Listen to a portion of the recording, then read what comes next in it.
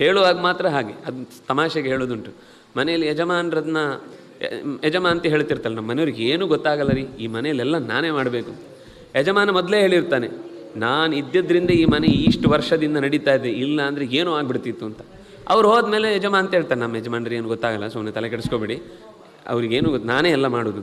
ಇಬ್ಬರು ಮಾತಾಡ್ಕೊಳ್ಳೋದನ್ನು ಮನೆ ಕೋಣೆಯೊಳಗೆ ಕೂತ್ಕೊಂಡು ಮಕ್ಕಳು ನಗ್ತಾ ಇರ್ತಾರೆ, ಅಯ್ಯೋ ಇವ್ರಿಗೊಂದು ಫೋನ್ ಅಟೆಂಡ್ ಮಾಡ್ಲಿಕ್ಕೆ ಬರಲ್ಲ, ನಾವೇ ಮಾಡ್ಕೊಡ್ಬೇಕು, ಇಬ್ಬರು ನೋಡಿದ್ರೆ ನಾವು ಮಾಡಿದ್ದು ಅಂತ ಒಬ್ಬಡಿತಾ ಇದ್ದಾರೆ.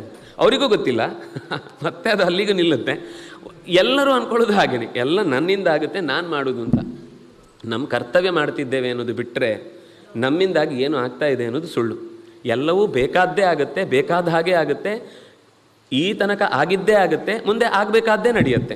ಅದರಿಂದಾಗಿ ನಮ್ಮ ಜವಾಬ್ದಾರಿ ಏನು, ನಮಗೆ ಇರುವ ಹೊಣೆಗಾರಿಕೆ ಏನು, ನಮಗೆ ಏನೋ ಒಂದು ರೋಲ್ ಕೊಟ್ಟಿದ್ದಾರೆ, ನಮ್ಮ ಜೀವನದ್ದು ಒಂದು ರೋಲ್ ಇದೆ. ಆ ರೋಲನ್ನು ನಾವು ಚೆನ್ನಾಗಿ ಅಭ್ಯಾಸ ಮಾಡ್ತಾ ಹೋಗಬೇಕು. ಒಂದು ರೀತಿಯಲ್ಲಿ ಹೇಳೋದಾದರೆ ಒಂದು ಬಿಗ್ ಬಾಸ್, 90 ವರ್ಷದ ಬಿಗ್ ಬಾಸ್ ಇದು. ಅಷ್ಟು 90 ವರ್ಷ ಬದುಕಿದ್ರೆ ಎಲ್ಲ ಬೇರೆ ಬೇರೆ ಟೈಪ್ನ ಜನರನ್ನು ನಮ್ಮ ಸುತ್ತ ಇಟ್ಟಿದ್ದಾನೆ.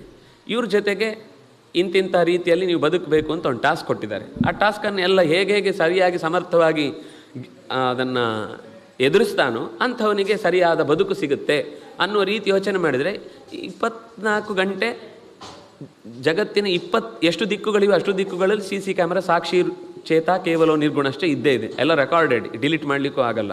ಈ ಯಾವ ಅಂಶದಲ್ಲೂ ಮನಸ್ಸಿನ ಒಳಗೆ ನಡೆದದ್ದನ್ನು ಕೂಡ ಎರೇಸ್ ಮಾಡಲಿಕ್ಕೆ ಆಗೋದಿಲ್ಲ. ಅಂಥ ಸೂಕ್ಷ್ಮವಾದ CC ಕ್ಯಾಮರಾವನ್ನು ಭಗವಂತ ಜಗತ್ತಿನ ಎಲ್ಲ ಮೂಲೆಗಳಲ್ಲೂ ಫಿಕ್ಸ್ ಮಾಡಿ ಇಟ್ಟಿದ್ದಾನೆ. ಹಾಗಾಗಿ ಹನುಮಂತ ಹೇಳುವ ಮಾತೇನು ಅಂದರೆ, ಎಲ್ಲವೂ ಯಥಾವತ್ತಾಗಿ ನಡೀತಾ ಇದೆ, ಇದೂ ಹಾಗೆ ನಡೆದಿದೆ, ಇದರ ಬಗ್ಗೆ ನೀನು ತಲೆ ಕೆಡಿಸ್ಕೊಳ್ಬೇಡ ಅಂತ ಇನ್ನೂ ಚಂದದ ಮಾತು ಹೇಳ್ತಾನೆ. ನೀನು ಮುಂದೆ ಏನಾಗಬೇಕು ಅನ್ನೋದನ್ನು ಯೋಚನೆ ಮಾಡು. ಈಗ ಆಗಿದ್ದನ್ನು ಯೋಚನೆ ಮಾಡ್ತಾ ಹೋದರೆ ಆದದ್ದೇನಾದರೂ ಚೇಂಜ್ ಆಗುತ್ತಾ? ಮತ್ತೆ